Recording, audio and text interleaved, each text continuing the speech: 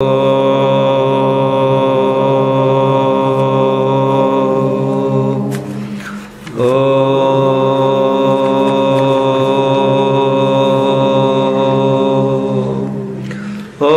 గురుర్బ్రహ్మా గురుర్విష్ణు గురురేవ మహేశ్వరః గురు సాక్షాత్ పరబ్రహ్మ తస్మై శ్రీ గురవే నమః. పరమాత్మకులారా, ఇప్పుడు మనకి ఇవన్నీ కనపడేటివన్నీ అవస్థలు కానీ అవస్థలోటు కానీ ఇవన్నీ మాయం కావాలని నాశనం కావాలని అనుకునే అవసరమేం లేదు ఇక్కడ. అయితే వాని యందు సత్యత్వ బుద్ధి పోవాలి. మనకి తాడులో పాము అనేది అది మాయం కావాల్సిన పని లేదు, ఇంకోటి కావాల్సిన పని లేదు. అది లేదు అనే భావం కలిగితే చాలు. అట్లా ఈ సార్వత్రిక పూర్ణానుభవం ద్వారా, ఈ అవస్థాత్రయ విచారం ద్వారా ఇవి లేవు అనేది ఒకటి వస్తే చాలు. మనకి అంతే. నాశనం కావాలా, మాకు కనబడకూడదు అనద్దండి అని చెప్పింది. ఇంకా పరమార్థ విజ్ఞాన ప్రయోజనము. ఈ ఆత్మస్వరూప జ్ఞానం అయితే ఏం ప్రయోజనము అని అడుగుతాడు జనమంతా. వ్యవహారంలో ఉన్నట్లే కంటికి కనపడేదైతే ప్రయోజనము అని అంటారు.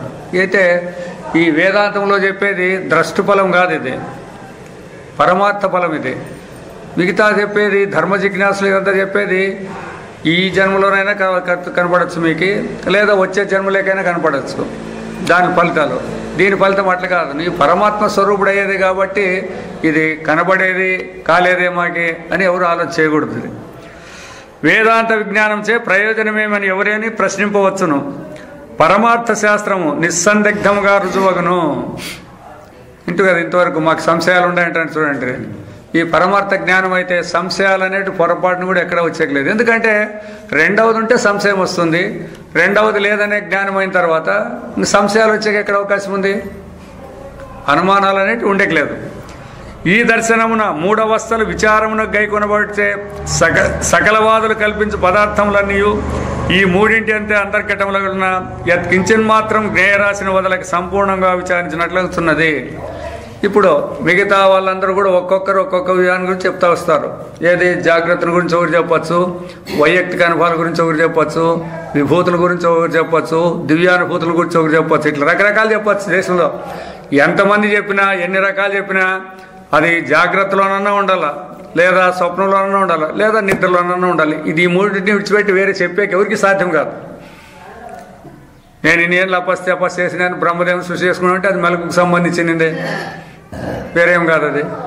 కాబట్టి ఇట్లా మనం దీన్నంతా పూర్తి అంతటినీ విచారించినాం. ఎట్లా తెలుసుకుంటున్నారు మీరు అన్నట్లయితే కేవలం మనస్సుతో కాకుండా, బుద్ధితో కాకుండా, ఇంద్రియాలతో కాకుండా కేవలం మన స్వరూపమైన అనుభవం చేతనే నేరుగా తెలుసుకుంటాడమని విచారం జరిగింది. ఇప్పుడు ఎత్కించిన మాత్రము జ్ఞేయ రాసిన వాళ్ళకి సంపూర్ణంగా విచారించినట్లు కనుక ఇట్టి ఒకనొక వస్తువు విచారింపబడలేదని ఆక్షేపణ కింద తావులేదు. మా దాని గురించి మీరు మాట్లాడలేదే అని ఎవడు కూడా అనేదానికి అవకాశం లేదు. కాన ఈ శాస్త్రమునకు అసంపూర్ణత అయిన దోషము ఆవహిల్లదు.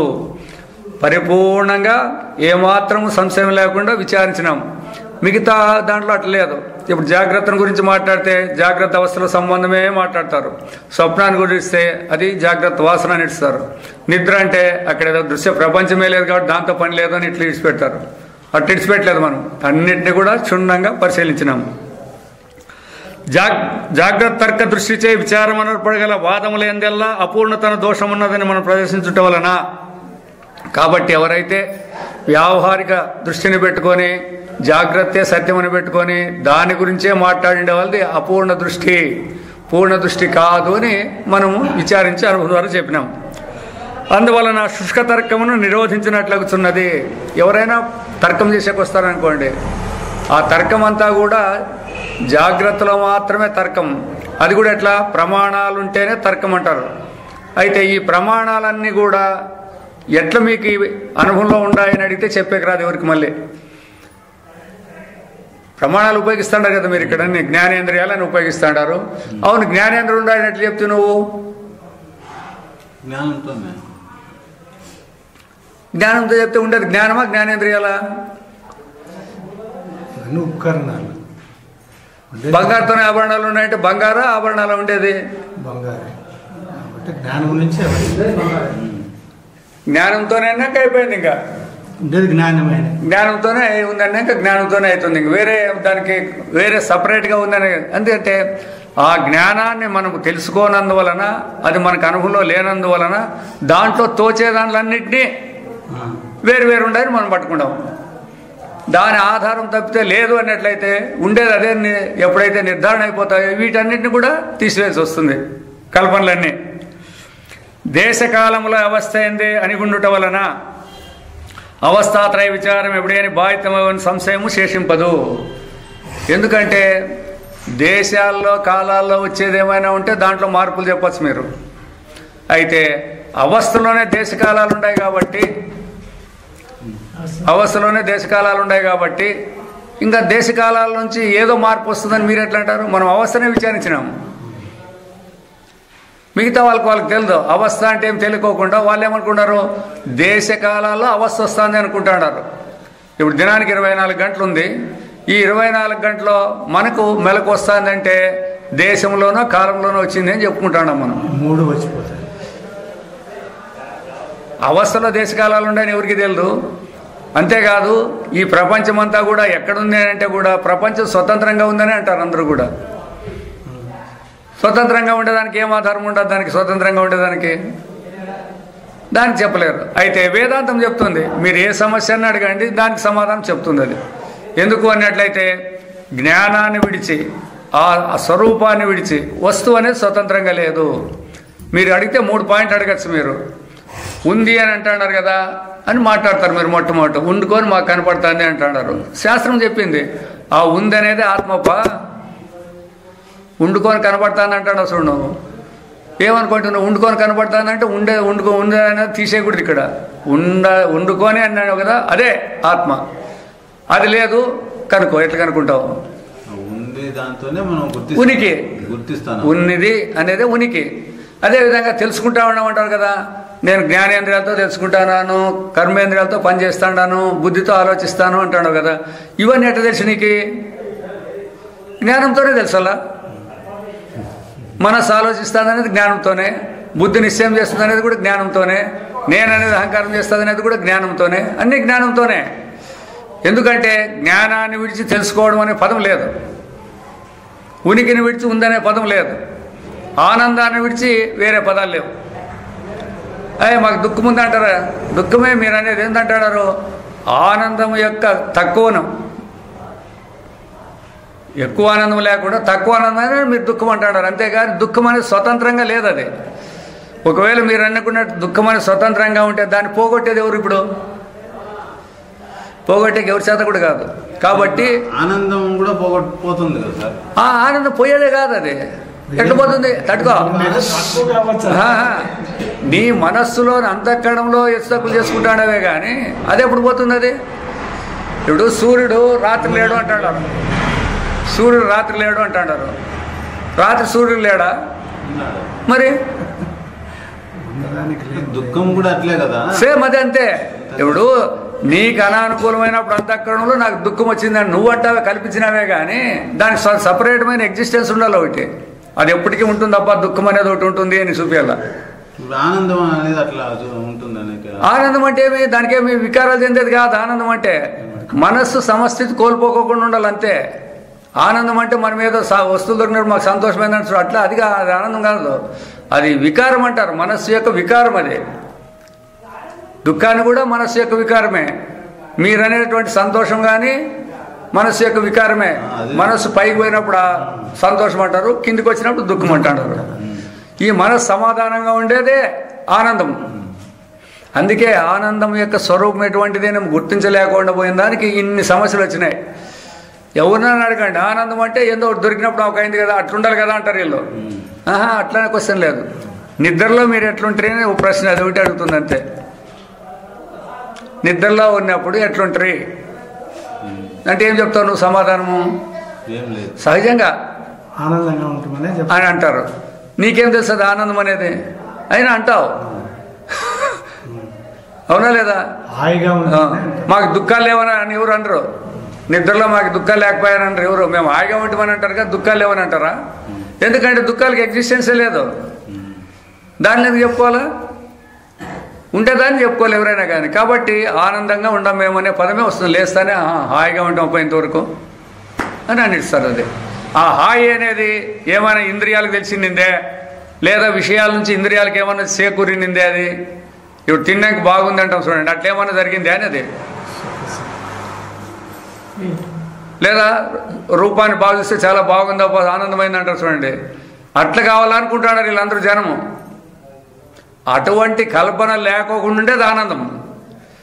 దానికే పరమాత్మ స్వరం నిర్వికల్పము, ఏ కల్పనలు ఉండకూడదు. కల్పన ఉంటే అది ఆనందం కాదు, అంతే ఒకటే మాటే. మరి ఏమవుతుంది అంటే అది ఆనందం యొక్క అభాస అంటారు. ఒకవేళ మీకు సంతోషమైందంటే, లేదా మనస్సు యొక్క వికారము అని చెప్తారు అంతే. అందువలన ఇది కూడా మళ్ళీ వస్తుంది. దీనికి కూడా లాస్ట్కి ఈ 3 పదాలు కూడా వాడకూడదు అంటుంది. అది ఉనికి, ఎరుక, ఆనందం అనే పదాలు కూడా రెండో దాంట్లో వస్తాయి అవన్నీ. కాబట్టి అవస్థాత్రయ విచారం ఎప్పుడైనా బాధితమగునేమో అని సంశయం శేషింపదు. దేశకాలాల్లో వచ్చేదానికి బాధలు ఉంటాయి. అయితే ఆ దేశకాలాలే దాంట్లో పడించినాయి అనమాట, అవస్థలో పడిండాయి. ఆ అవస్థే ఆత్మస్వరూపంలో ఉంది. ఇంకా దాన్ని కొట్టేసేది ఎవరు కొట్టేస్తారు? జ్ఞేయమందలి ఏకాంశమును మాత్రం విచారమును గైకొను ఇతర దర్శనములకు. కాబట్టి కనపడే దాంట్లో ఒక అంశం తీసుకొని మాట్లాడుతుంటారు. మనం ఇక్కడ మాట్లాడుతుండేది జ్ఞేయము అన్నట్లయితే తెలియబడేది ఏదేందంటే 3 అవస్థలు విడిచి నీకు తెలియబడేది వేరేది లేదు. ఇంకా వాళ్ళు ఒక అవస్థనే తీసుకుంటాడారు, ఒక అంశం తీసుకుంటాడు అనమాట. విచారమును గైకొని ఇతర దర్శనములకు వాని దృష్టి క్షేత్రం మాత్రం విషయం అవ్వటం వలన వాళ్ళకి అంతే. మేము మెలకు వచ్చినప్పుడు మా కష్టాలను కూడా తప్ప అంతే వాళ్ళు అనేది. ఏం మెలకు వస్తే అనేది ఎవరికి వచ్చింది మెలకువ? అదేం కావట్లే. మాకు మెలకు వచ్చినప్పుడు కష్టాలు ఉండకూడదు.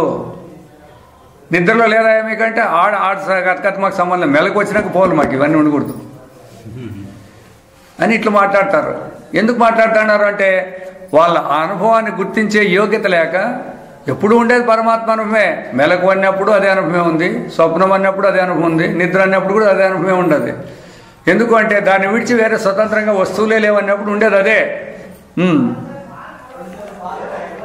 కాబట్టి దృష్టిచేత్రం మాత్రం విషయం అవటం వలన వానికి నీ పరిపూర్ణమైన అద్వైత దర్శనకు ఎట్టి విరోధము లేదు. కాబట్టి ద్వైతులకి మనకు కూడా ఏం విరోధం లేదంటాడు. ఎందుకంటే వాడు వాని పరిధికి మాట్లాడుతున్నాడు, దీనికి ఎదురేం మాట్లాడట్లేదు. వానికి అద్వైతానికి ఎదురు మాట్లాడడం లేదు. నా పరిధికి నాకు ఇది కావాలప్ప అన్నాడు. చూడప్ప నీ పరిధికి నీకు అది సరిపోతుంది, కానీ యథార్థం అట్లా లేదు. అందువల్ల దానికి మనకి విరోధం లేదు. కావున ఈ దర్శనమున వివాదమునకు కానీ విరోధమునకు కానీ ఆస్పదం లేదు కాదని గౌడపాదులు స్పష్టపరిచరి.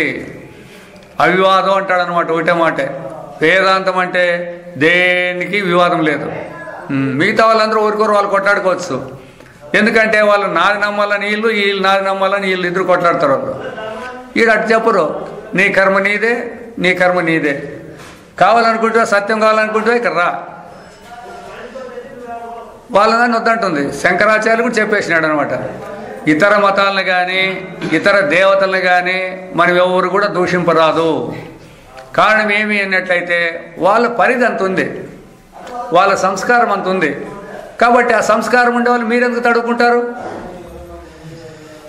ఒక ఆయన నేను ఈశ్వరునే చేస్తానంటాడు, ఒక ఆయన నేను విష్ణునే చేస్తానంటాడు, ఒక ఆయన నేను గణపతినే చేస్తానంటాడు. చేయని వాళ్ళ సంస్కారం వాటికే ఉండదు, చేసుకొని మనకెందుకు దాని జోలి? ఇక తత్వం కావాలని ఎవరైనా వచ్చారంటే వాళ్ళకి వేదాంతం చెప్పండి అంటున్నారు. యథార్థాన్ని మేము గుర్తించాలి. అందుకే ఫస్ట్లోనే అడగల, ఎక్కడికైనా పోయి మాకు వేదాంతం చెప్పమంటే మీకు వ్యవహారం కావాలా పరమార్థం కావాలా? మొదట ఆ రెండు చెప్పండి, తర్వాత మేము ఉపన్యాసం చెప్తాం అనాలి. మనం చెప్పే పని లేదు. చెప్తారు, వ్యవహారానికి కూడా చెప్తారు. దానికి సంబంధించి చెప్పాల్సింది, దానికి సంబంధించి చెప్తే దానికేమి మనం చెప్పేదానికంటే ఉంది, ఇంకా వాళ్ళకి ఇంకా ఎక్కువ తెలుసుకుంటారు. నువ్వేదో ఒకటి చెప్పకపోవచ్చు, వాళ్ళు మేము ఇట్లాంటి దండికి చూసినాంలే అంటారు ఒకటే మాటే. కాబట్టి వ్యవహారం చెప్పేదానికి శాస్త్రాలు రాలే. ఎవరికైతే ఇంద్రియాలకు ఏ విషయం తెలియబడదో దాన్ని చెప్పే శాస్త్రం వచ్చిండేది. అతీంద్రియ విషయానికి శాస్త్రం ఉపయోగించాలా, వ్యవహారానికి ఎందుకు ఉపయోగించాలా? పుట్టేది సచ్చేది ఉందన్నప్పుడు దీనికి వేదాంతం వచ్చి చెప్పాలేమి?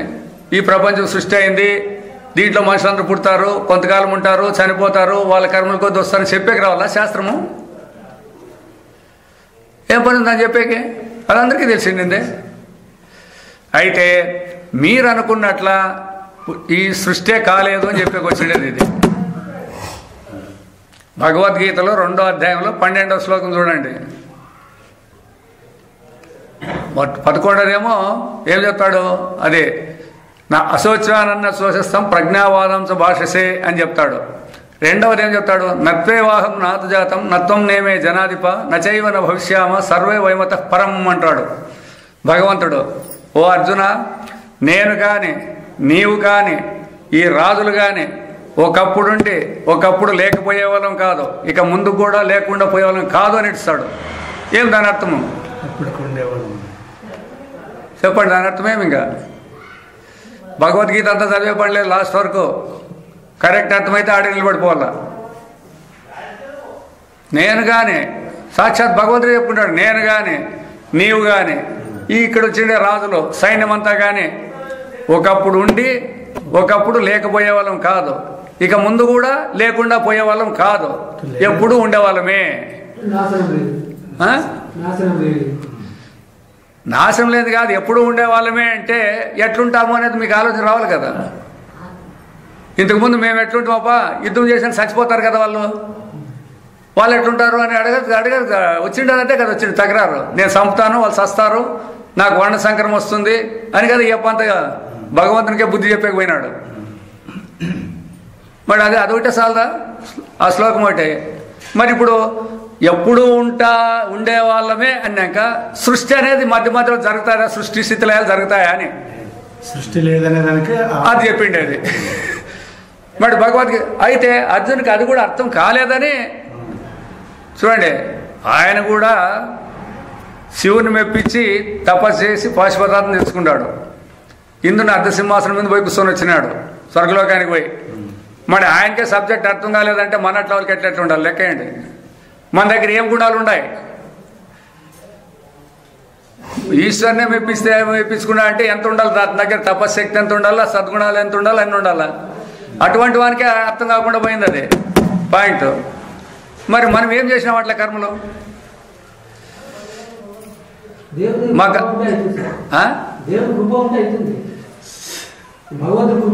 అవును, తట్టుగా భగవంతుని కృప ఉంటే అవుతుంది. ఏం చేసినావని భగవంతుని నీ మీద కృప వస్తుంది. కాదు కాదు, నీకేం చేసింటే రావాలని భగవంతుని కృప ఉండాలంటావు కరెక్టే. భగవంతునికి ఇష్టమైన పని ఏం చేస్తాడో నువ్వు ఇప్పుడు ఈడొచ్చి అది చెప్పు మొదట. ఎవరైనా మనకి ఇష్టమైన పని చేస్తే వాళ్ళ మీద మనకు ప్రేమ కలుగుతుంది అబ్బాయి. లేకపోకుండా మనకు దావటి వాళ్ళందరి మీద ప్రేమ కలుగుతుందే. మరి భగవంతునికి ఇష్టమైన పనులు ఏం చేసినావు? భగవంతుడా నీవే సత్యము, నిన్నే నమ్ముకుంటాను అట్లేమన్నా మాట్లాడినారా? లేదప్పా, నా భూమి, నా ఇల్లు, నా పెండ్లాము, నా మొగుడు, నా కొడుకులు, నా బంధువులు అందరు నీళ్ళు నమ్ముకుంటామంటారు మీరు. మరి ఇట్లా నమ్ముకున్న వాళ్ళకి మీకు భగవంతుని కృప ఎట్లా కలుగుతుందా? చూడండి, ఉదాహరణకి ఎట్లా మనం అన్యాయం ప్రబలుతా అంది అనే దానికి బాగా ఉదాహరణలు కూడా చూసుకోవచ్చు. మనం ఎప్పుడు కూడా కష్టపడే పని లేదు. ఇప్పుడు కొన్ని ఏరియాల్లో వర్షమే రాలే, ఇతరమే పడలే. సరే, కొంతమందికి నీళ్ళు ఉన్నాయి, సౌకర్యం ఉన్నాయని వాళ్ళు పంటలు పండించరే. వాళ్ళంతా ఇంక కుప్పలు కోసినారు, ఇటు పెట్టుకున్నారు. మరి ఇప్పుడు ఎవడు బాగుపడినాడు? ఇతను ఈనాడు మేలు బాగా తగ్గింది. పెట్టుబడి లేదు, ఆదాయం లేదంత అన్నాడు. వీడు పెట్టి ఏడుస్తున్నాడు, మాకంతా ఆత్మహత్యలు తప్పితే లేదంటాడు. ఎందుకు ఇట్లయితే మరి ప్రపంచం అంతా అంటే అదేం తప్పు కాదు. అది ఎవరేమేమి చేసింటే దాన్ని అనుభవించే తీరాలా. మనం ఏమంటే పాపం అంటాము. ఎప్పుడైతే అవతోటి దెబ్బతిన్నా అంటేనే పాపం అనే పదం వస్తుంది. ఆ పాపమే అదే వానికి మూలము. మనము వాడి ముందు ఏమి చేయట్లేస్తాము, అయ్యో పాపం చూడப்பாనికి ఇట్లయిందంట. మరి పాపం చేసినాడు కాబట్టి వానికి అట్లయింది. పెద్దలు ముందు నుంచి అనుకుంటూ వచ్చినారు ఊతు పదం అది. అయ్యో పాపం అంటే ఆడే ఉంది చూడు, వాడు చేసినాడనే దానికి వచ్చింది. వీళ్ళేమో దయ చూపించినట్టు మాట్లాడుతుంటారు. ముందు నుంచి అది వచ్చింది. వీళ్ళు దయ చూపించినట్లు మాట్లాడకపోతాం, అయ్యో పాపం అంటారు. చూడబ్బా వాళ్ళకి ఎంత దయ ఉంది అన్నట్లా కాదు, వాడిని తిడతాడారు వీళ్ళు. వాడు చేసిన కర్మ చేసిందని అట్లా. కాబట్టి మరి ఎవరు కూడా అందరూ అవినీతి అన్యాయం అంటున్నారు, అధర్మం అంటున్నారు. మరి ఎవరు బుద్ధిమంతులని దీంట్లో అనుకోవాలి ఇప్పుడు మనం? పైకి మాటలు ఉన్నాయి, అందరి దగ్గర ఉన్నాయి.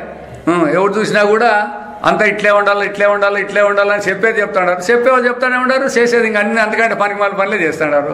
మరి దేశం ఎట్లా ఇవి కష్టాలు లేకుండా ఎట్లా పోతుంది?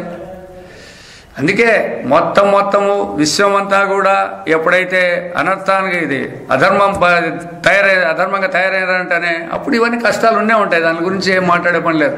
భగవంతుడే కళ్ళు మూసుకుంటాడా, కళ్ళు తెరుచుకుంటాడంటే కళ్ళు తెరుచుకుంటేనే ఇవన్నీ జరిగేది. కళ్ళు మూసుకుంటే ఇంకేం జరుగుతుంది? ఏం జరగలేదు. కళ్ళు తెరుచుకున్నాడు కాబట్టి ఎవరెవరు ఏం చేస్తున్నారు, ఎవరెవరు ఏం చేయాలనేది తెలిసిపోతుంది అన్నమాట ఇక్కడ. కాబట్టి ప్రతి ఒక్కరు కూడా జీవనం మనం ఏ విధంగా చేస్తే మనం ధన్యులవుతాము. ఎంత సంపాదిస్తే కాదు ధన్యులయ్యేది, ఎంత సంపాదిస్తే మర్యాద అనేది కాదు. ఎన్నాళ్ళు ఉంటుంది నీ మర్యాద? ఇచ్చి పుచ్చుకున్నంతసేపు ఉంటుంది నీ మర్యాద. ఎప్పుడు లేదంటేనే ఇన్నాళ్ళు ఇచ్చినాడు అనుకోండి. ఉదాహరణకి ఒక అడిగి తినేవాడు మన ఇంటికి దిన్నం వస్తాడు, ఇంత తెస్తాడనుకోండి. ఆ పొద్దు లేదన్నామనుకోండి, వాడు అంటా తిట్టాడు. దిన్నం వేసే వాళ్ళకి వీళ్ళకేం పోయే కాలం వచ్చింది, వీళ్ళు కూడా వేయలేదు కదా అంటాడు వాడు. ఎట్లా వేయకోకుండా ఎట్లా వేయలేదు వాళ్ళని, ఈ వేసేవాళ్ళు కూడా వాడు తిడతాడు. మళ్ళీ లెక్కేసుకో ఎట్లుండదు కాలం. ఈ కథ ముందు నుంచి చూడు, వాళ్ళు ఎట్లా వేయరు, ఈ వేసేవానికి ఏమైంది పొద్దు అట్లా.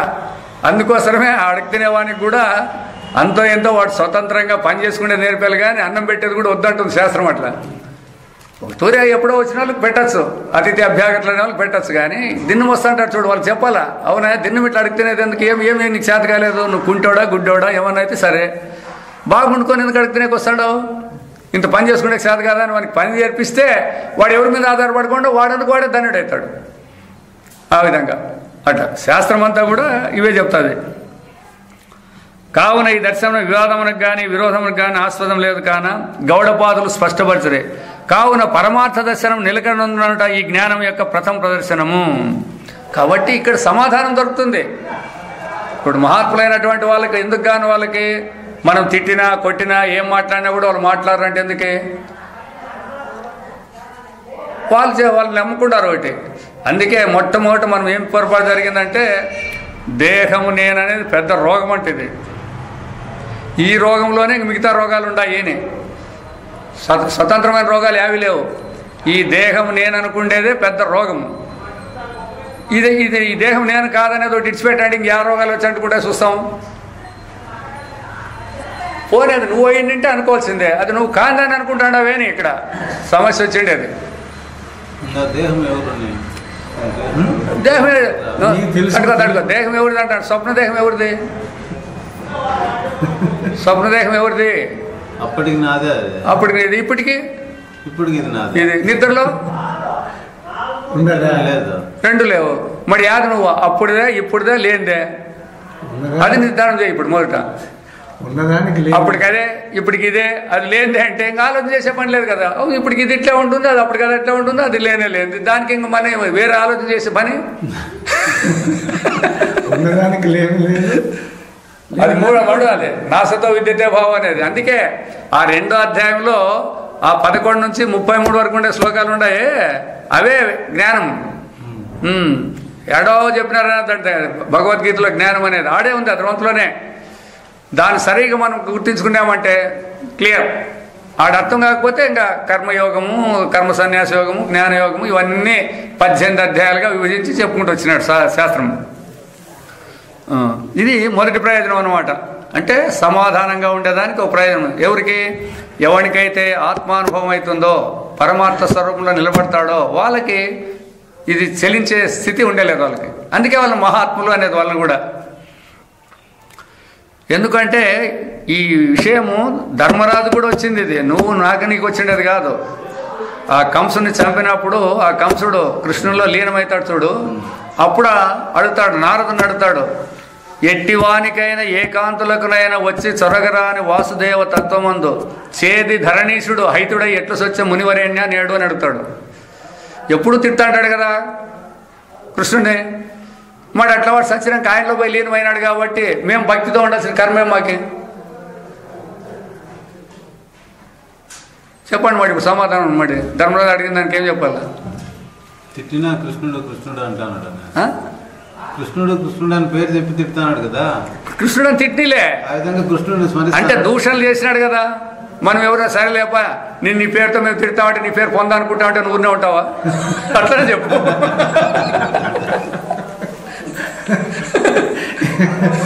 నేను నా పేరు పొంద పొగుడుతాడాలి అంటే ఊరినే ఉంటారా?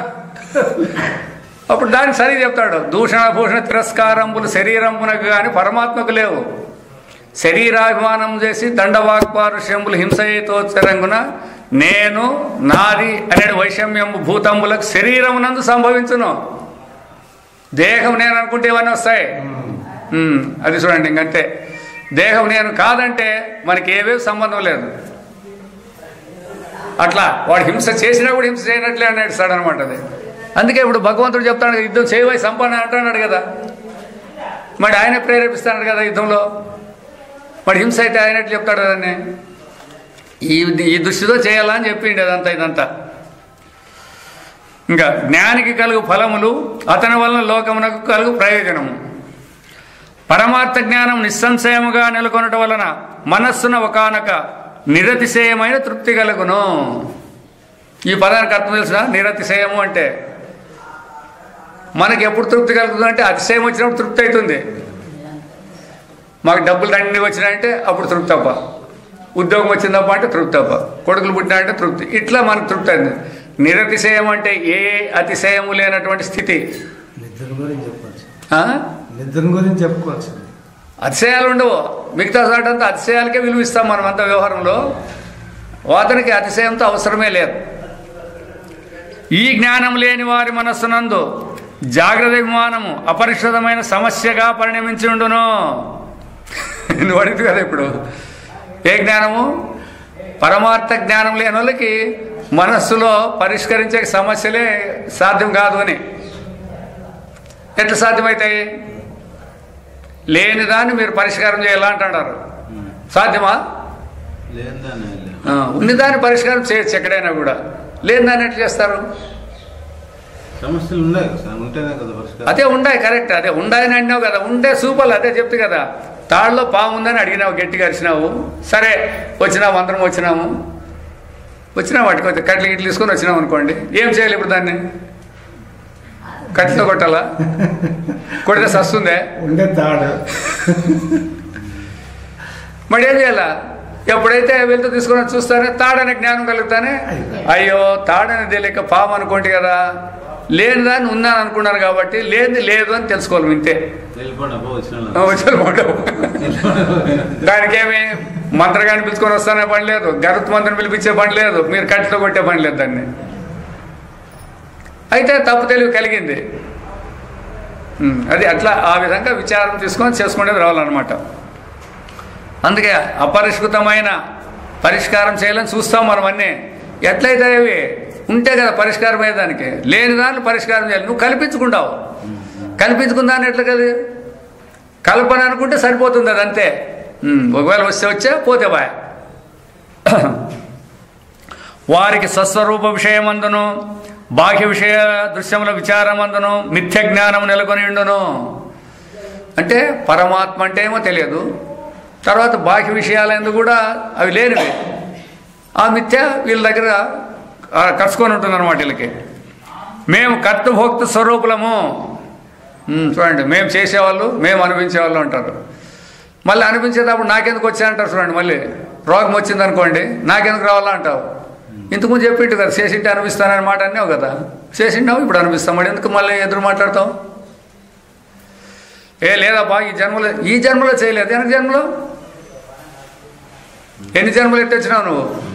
దానికి శాస్త్రం చెప్తుంది, మేము ఈ కలియుగంలో పుట్టినామంటారు. కలియుగంలో పుట్టినాం అనకూడదు. మనం ఎప్పుడూ ఉండమంట. మనం కృతయుగంలోనూ ఉండము, త్రేతాయుగంలోనూ ఉండము, ద్వాపరయుగంలోనూ ఉండము, కలియుగంలోనూ ఉండము.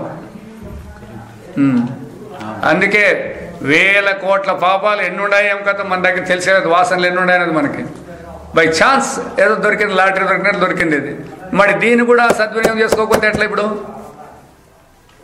ఈ దేహం అనేది లాటరీ ఉన్నట్ల. ఎందుకంటే నీవు దిగజారిపోయేదానికి నీకు అవకాశం ఉంది.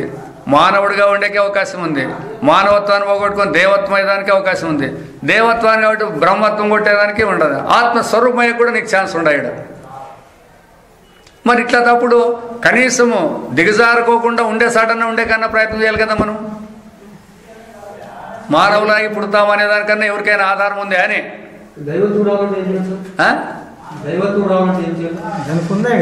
చెప్తే కదా మానవుడిగా బతికినాక దైవత్వం వస్తుంది. మానవుడిగానే బతకలే, నీకు దైవత్వం ఎట్లా వస్తుంది? ఇంకా కలెక్టర్ అయ్యేదానికి ఏం చేయాలంటే ఐఏఎస్ పాస్ కావాలా? మరి నీకు ఓనవాలే రావు. కలెక్టర్ అయ్యేది ఎట్లా అంటే మామూలు మానవత్వం సంపాదించుకోవా అనేక దేవత్వం చూపించుకోవచ్చు. దేవత్వం కూడా శాశ్వతమైంది కాదు. అది కూడా ప్రస్తుతం మానవత్వం ఉండాలి కదా. అది కదా మానవత్వం కావాల్సింది.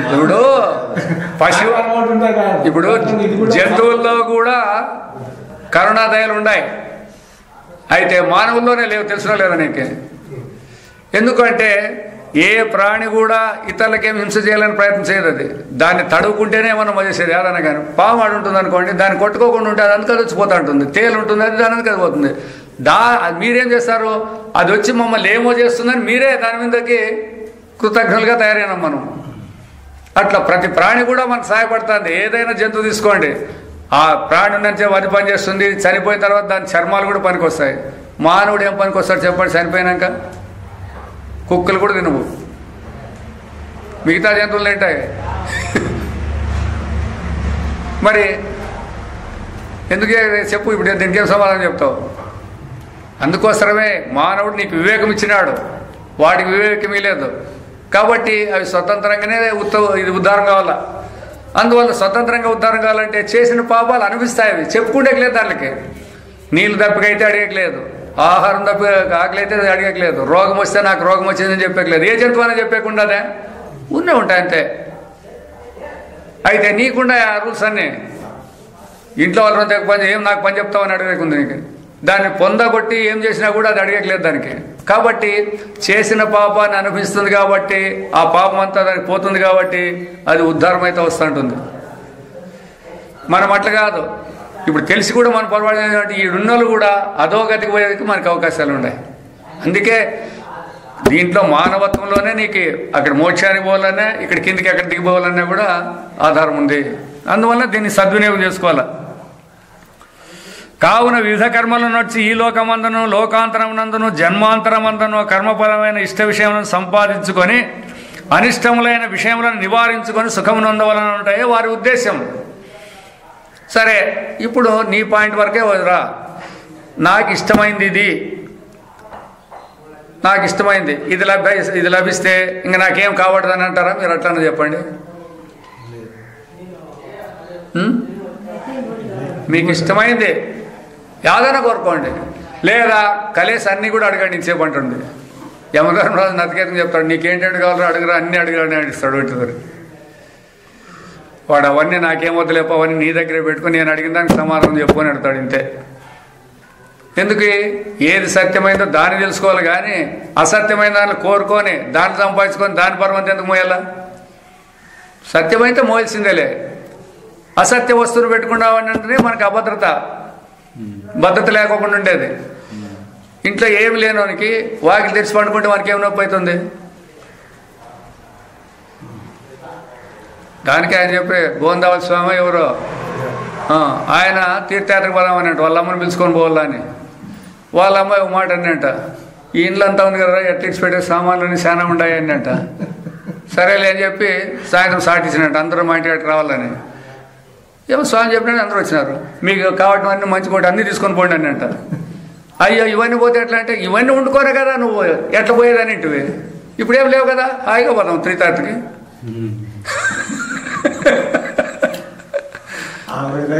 అంతా సరుకు మనలోనే పెట్టుకున్నాము. చూడండి ఎట్లున్నదో. ఏడో బయట ఉందంటారు, ఏడుంది బయట? భద్రత అభద్రత అంటే నీలోనే పెట్టుకుంటాం అనమాట. ఎందుకు? అది ఎవరన్నా ఇడిచిపెట్టిపోతే ఎవరు తీసుకుంటారో ఎట్లనే కదా. అది లేకుండా పోతే దాని గురించి ఆలోచన ఉండదు కదా.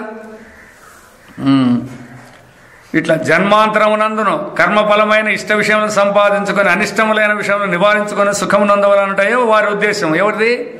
ఇప్పుడు ప్రజెంట్ మనందరిది అదే పాయింటే. ఆత్మజ్ఞులు తప్ప, పరమార్థం కావాలనే వాళ్ళు తప్ప మిగతా వాళ్ళందరికీ కూడా ఇదే ఉంటుందన్నమాట. ఈ భావన ఫలితముగా వారి హృదయమున కామవృక్షము బాగుగా వర్ధిల్లి ఉన్నది. కోరికలు అనే దానికి బాగా నీళ్లు, ఎరువు అన్నీ వేసి పెడతాడు అన్నమాట. బాగా పెరగాల, ఇంకా పెరగాల అన్నట్ల. కానీ పరమార్థ స్వరూపము క్రియాకారక ఫలములను అతిక్రమించి ఉన్నది. ఈ క్రియ, ఈ కారకాలు, వీటి ఫలితాలకంతటి కూడా అధిగమించి దాని పైన ఉంది. దాని అందే ఇవన్నీ కల్పనలు. అట్లా దీనితో మేము పొందాలంటే ఎట్లా పొందేకి వస్తుంది? అది కాదు. అదే ఆనందంగా ఉండాలంటారు. ఆనందం అనేది స్వరూపం. అది దాన్ని దీనితో పొందాలంటే క్రియాకారకాలతో ఎట్లా సాధ్యమవుతాయి? ఈ సాధనల చేత సాధ్యమయ్యేటివి. అది స్వతः సిద్ధమై ఉండేది స్వరూపము, ఆనందము. దాన్ని విడిచిపెట్టి మేమేదో తయారు చేసుకుంటామంటే మీరు ఎట్లా తయారు చేసుకుంటారు? మీరే కృత్రిమము, మీరు చేసుకునేటివి. నేననేదే తప్పు తెలివి. ఆ తప్పు తెలివితో చేసుకుంటే ఆనందం ఎట్లుంటుంది? నేనిగా అయ్యేది సచ్చిదానంద స్వరూపమైన ఆత్మని గ్రహించిన వారికి కామం లేదు. ఎవరైతే స్వరూపాన్ని గ్రహించినారో వాళ్ళ కోరిక అనేది లేదు.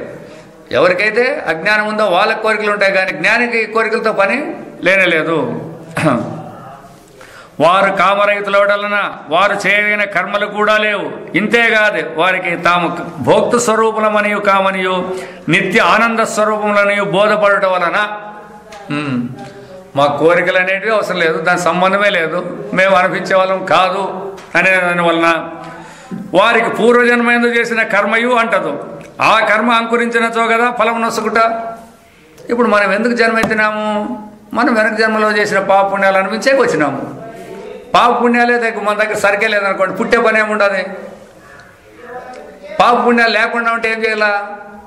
నేను చేస్తాననేది ఇడిచిపెట్టాలా. భగవంతుడు చేస్తాడనేది రావాలి, కానీ నేను చేస్తాడనేది రాకూడదు ఇక్కడ. ఇంతే. చేయండి, మీరు ఏం పనులు చేస్తాడో చేయండి, దాంట్లో ఏమి విడిచిపెట్టే పని లేదు. ఎందుకంటే వేదాంతంలో చెప్పినారు కర్మలన్నీ విడిచిపెట్టాలి, అదేం చెప్పలేదు అట్లా. మరి ఏం చెప్తారు? నేను చేస్తానని, నేననేదాన్ని విడిచిపెట్టమని చెప్పిండి. అది నేననేది విడిచిపెడితే పని జరుగుతుంది అంటే మహారాజు జరిగినట్టు జరుగుతుంది. అది నువ్వు అనుకున్నట్టు జరగదు, అంతే. అది జరిగేది ఇంకా బ్రహ్మాండంగా జరుగుతుంది. కర్మ యొక్క సంస్కారం అంకురింపవలసినచో దానిని పోషించు కర్తృత్వ భోక్తృత్వ బుద్ధి అనబడి ఎరువు జలం అవసరం కదా. నేను కర్త, నేను భోక్త అనేది ఎరువు నీళ్ళు ఉన్నట్ల మళ్ళా పుట్టాలనే దానికి. అందుకే ఇప్పుడు ఎవరినైనా కానీ మాకు ఆత్మజ్ఞానం కావాలని కోరలేరు, మేము మళ్ళా ముందుకు బాగా పుట్టాలనేదే కోరుతారు. అందరూ కూడా ఎవరు కావాలన్నా కూడా ఇంకా ఉత్తమ గతులు మాకు కావాలంటారు. స్వర్గానికే పోయినాడు దేవేంద్రుడు. స్వర్గానికి అధిపతి పోయలేదు, స్వర్గానికి అధిపతి రాక్షసులకు భయపడి ఆడాడు, తిక్కు తిరిగినాడు, అడవులు తిరిగినాడు.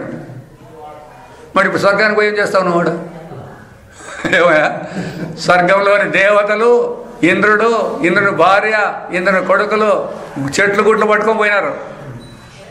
అది ఏడుస్తుంది, నా కొడుకుని ఇట్లా పంపించినారు వాళ్ళంతా. ఎవరు? ఇతను బలిచక్రవర్తి. మరి స్వర్గానికి పోయి ఏం చేస్తావు చెప్పు? ఇప్పుడు ఇంద్రభోగాలు అనుభవించినారు అంటారు. అదే చెప్తా కదా, అనుభవించిన కష్టాలు ఇంద్రభోగాలు అనిపించిన దాంట్లో చాలా ఉంటాయి. ఇంద్రుడు రానాకాల కష్టాలు అనిపించినాడు, ఎవరు అనిపించలేదు ఆయన కథ. ఇంద్రుని కథ చేసుకుని చాలా కష్టాలు కూడా వస్తాయి.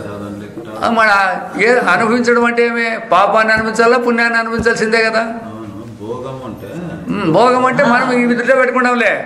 ఇప్పుడు పుణ్యభోగము, పాప భోగము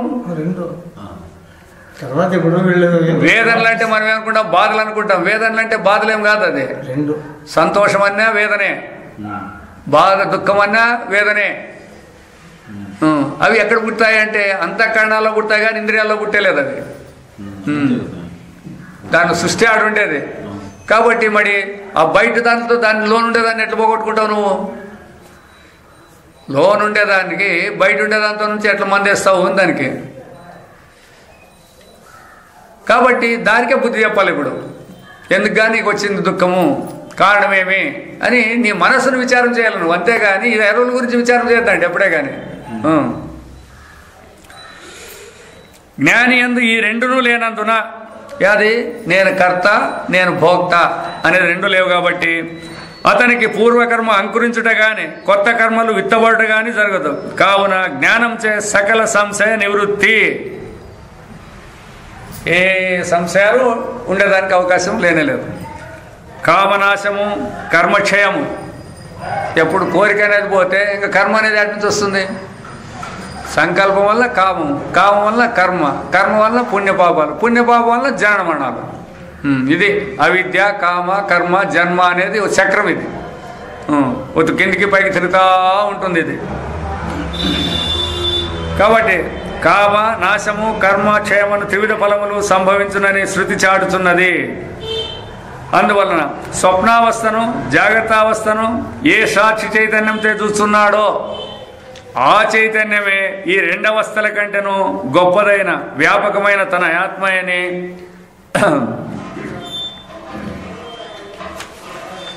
అది గ్రహించిన వాడు శోకింపడు. కఠోపనిషత్తు అది దాంట్లో చెప్తాడు, స్వప్నాంతం జాగ్రత్తంతం చౌభౌ ఏనానుపశ్యతి మహాంతం విభుమాత్మానం మత్వాధీరో నశోచతి అని ఇస్తాడు. స్వప్నాన్ని అంతా చూడాల, స్వప్నంలో ఉండేదానికి చూసేవాడు కాదు. స్వప్నం నాకు వచ్చింది అన్నప్పుడు నేననేవాడు ఉంటాడు, వానికి తెలియబడే పదార్థాలు ఉంటాయి. కాబట్టి ఈ నేననేవాడు వానికి తెలియబడేదాన్నంతా తెలుసుకునేవాడిని సాక్షి అనేది. వీడేమంటాడు, నేను స్వప్నంలో ఉండేదాన్ని నేను చూశాను వీడంటాడు. వీడు ఆ సాక్షి, ఆ స్వప్నం వచ్చిన స్వప్న ప్రపంచంలో నేను నా సమాచారం అంటాడు. అదేవిధంగా మనం కూడా అంతే, మెలకువలోకి వచ్చినాక నేను నా సమాచారం అంటాం. అయితే స్వప్నాన్ని ఎవడు చూసినాడో మొత్తాన్ని, జాగ్రత్తనంతా ఎవడు చూస్తాడో అంటే స్వప్నంలో ఉండేవాడు చూసేయలేదు, జాగ్రత్తలో ఉండేవాడు చూసేయలేదు. ఆ రెండిటికి విలక్షణంగా ఎవడుంటాడో వాడు అని.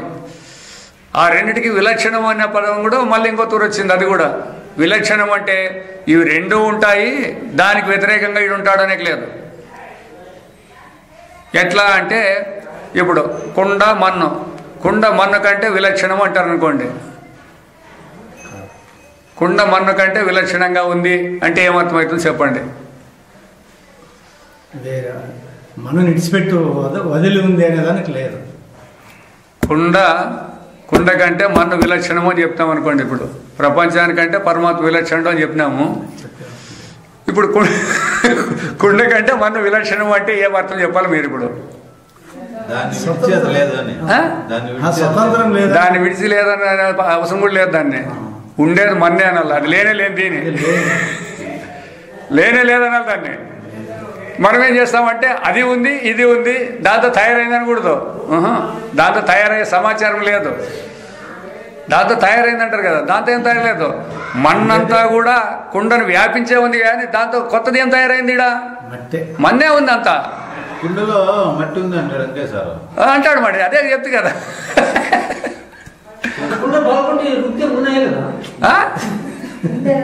సరే తట్టుగా ఉండు, కరెక్ట్లే. కుండ పగలు కొట్టే వస్తుందిలే. మన్ను లేకుండా కుండను తయారు చేసి పగలు కొట్టి మన్ను చూపియపా. మరి అట్లేదంటే ఇంకెట్లా? మరి దాంట్లో మన్ను ఉండేది మన్నాను కానీ కుండ పగలు కొడితే మన్ను వచ్చిందని ఎట్లా అంటావా నువ్వు? అర్థం లేని మాట అది. ఇప్పుడు కుండలో మన్ను ఉంది అంటున్నావు కదా, కుండ స్వతంత్రమా మన్ను స్వతంత్రమా? ఆవరణలో బంగారు ఉంది అని నువ్వు అంటాడు. బంగారు ఆవరణ ఉందని నేను అంటాను. ఏమంటావు దీనికి? లేదు, ఆవరణలో బంగారు ఉందంటావు కదా. రా నా దగ్గర కంసలం దగ్గర పోయి నీ ఆవరణాన్ని కాలుస్తా. బంగారు ఉంది నీ ఆవరణము అంటావు. ఎట్లా అంటే నైతే ఎట్లటప్పా? ఏం చేసినా మా బంగారు ఉంటుంది, నీ ఆభరణం ఉండాలా? ఉందే? దీనికి రూపము నామం అంతే. బంగారు యొక్క వ్యవహారంలో బంగారు తాంటి ఏం తేవాలని రాదు కాబట్టి గొలుసు దాండి, నెక్లెస్ దాండి, డాబు దాండి అని అంటారు అంతే. అదేవిధంగా మట్టిని కూడా మట్టి దాండి అనుకోకుండా కుండ దాండి, ముంత దాండి, మూగిడి దాండి అని అంటారు. అదేవిధంగా బట్టల్లో కూడా అంగి తీసుకురండి, పంచి తీసుకురండి, టవల్ తీసుకురండి అని ఇట్లా అంటారు. ఉండేదేం దారమే. దారాన్ని విడిచి స్వతంత్రంగా ఉన్నాయా? దారం యొక్క వ్యాపకమనే నువ్వు కుండ అని అంటాడు, అదే బట్ట అంటాడు. అది బట్ట అనేది స్వతంత్రంగా ఉండి దాంట్లో దారం ఉంటే అది వేరే మాట. బట్ట ఉత్పత్తి ఎప్పుడైంది? దారం నుంచి అయింది. మరి స్వతంత్రం ఎట్లా వస్తుంది దానికి? అందుకోసమే కారణం ఎప్పుడు కూడా కార్యమైందంటే నువ్వు కార్యం అనే సమకాలంలో కూడా అది కారణంగానే ఉంటుంది. కారణం అని మొదట అంటాము, తర్వాత కారణం నుంచి కార్యం వచ్చింది అంటారు. అట్లన్నప్పుడు మరి ఆడు కూడా దారమే ఉంది. కారణం నుంచి బట్ట పుట్టిందని అప్పుడు కూడా బట్టలో కూడా దారమే ఉంది, కానీ బట్ట అనేది స్వతంత్రంగా లేదు కదా. ఆ విధంగా ప్రపంచం అనేది పరమాత్మ నుంచి వచ్చిందని అప్పుడు ఉండేది పరమాత్మే, కానీ ప్రపంచం లేదు అనేది రావాలా. నామరూపాలు తోస్తాయి, కాదనేకేం లేదు. అయితే సత్యము అంటే కాదంటారు. అందుకే కంటికి కనపడేదంతా సత్యము అని వీళ్ళు హేతువాదులు అంటారు. స్వప్నం కంటికి కనపడుతుందా? కనపడదా? మరి కనపడితే మళ్ళీ మెలకు వచ్చినాక ఎందుకంటే అబద్ధమని? అదే కంటికి కనపడినాక దాన్ని కల్పితం అని ఎట్లంటావా నువ్వు? అది నువ్వు కూడా నా కంటికి కనపడతావు, నువ్వు కల్పితం అంటే నువ్వు ఒప్పుకుంటావా? స్వప్నంలో ఉండేవాడికి కనిపిస్తుంది. అదిగో అదే మాటే వద్దనే. అదే స్వప్న పురుషునికి బెంగళూరులో ఇప్పుడు నీ స్వప్నంలో కల్పితం అని పేరు పెట్టినావు స్వప్నం అని. ఏ స్వప్నానికి మెలకు డిఫరెన్స్ చూపిసిపోని. స్వప్నం అంటే దేని అనాలా, మెలకు అంటే దేని అనాలా? అదన్నా చెప్పు. నిద్రలో ఎట్లా కనిపిస్తుందా? ఎవరు నేర్పిస్తున్నారో నీకు ఇది పెట్టుకోకుండా ఉండవే.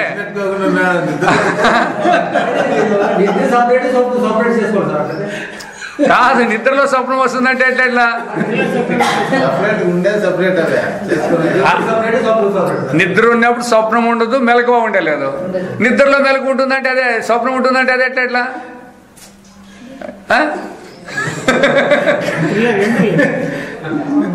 చూడు, ఇంకా ఎప్పుడో వేదాంతానికి రాకపోయిన మాట్లాడాలి మాటలు ఇవి. ఇన్ని దినాల నుంచి నువ్వు అవస్థాత్రయ ప్రక్రియ ఉన్నవాడు కూడా నిద్రలో కూడా స్వప్నం వస్తుందంటే ఎట్లా? నిద్ర పోయే పండుకున్న తర్వాత నిద్ర వస్తుంది, కానీ నిద్రలో స్వప్నం వస్తుంది అనే అభిప్రాయం అయింది. అట్లనే నువ్వేమనుకుంటావు మెలకులో నిద్ర వస్తుందని కూడా ఇప్పుడు మెలకులో ఉండడానికే కదా నిద్ర వచ్చింటది. కాబట్టి నిద్రలో కూడా మెలకు ఉందాను, ఏం నొప్పే నీకు? అంతేకాదు స్వప్నానికి దీనికి రెండింటికి భేదం లేదు. అక్కడ వస్తువులు ఉన్నాయి, ఇక్కడ వస్తువులు ఉన్నాయి. అక్కడ నేననేవాడు ఉన్నాడు, ఇక్కడ నేననేవాడు ఉన్నాడు. అక్కడ ప్రపంచం ఉంది, ఇక్కడ ప్రపంచం ఉంది. అంతేకాదు వీళ్ళు అక్కడ ఇక్కడ అని కూడా అంటున్నారు. రెండు ఒకసారి ఉన్నప్పుడు అక్కడ ఇక్కడ అనాలి, కానీ అది ఉన్నప్పుడు ఇది లేదు, ఇది ఉన్నప్పుడు అది లేదు. అక్కడ ఇక్కడ ఎట్లంటావా నువ్వు? అట్లా కూడా నీకు చెప్పేయలేదు. అందుకే విచారం చేస్తే ఏవేవి నిలిచేయలేదు. ఇవి విచారం లేకపోతే జరుగుతూనే ఉంటాయి. ఎవరు మాట్లాడుకోకుండా పోతే దాని అందుకు అది వ్యవహారం జరుగుతూనే ఉంటుంది. అందుకోసమే ఎంతవరకు మాట్లాడకపోతే అంతవరకు కూడా అది సత్యంగానే ఉంటుందని. దానికి అదే గోమాది గణేష్ అనేవాడు వాడు ఉన్నంటవాడు.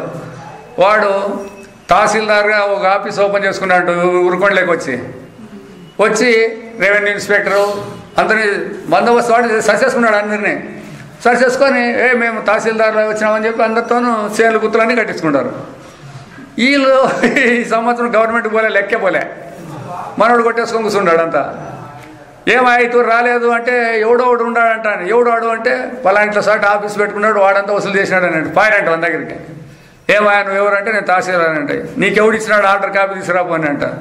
తెస్తానని వాడు పోయినాడు, ఇంక ఇప్పటికీ రాలేదంట.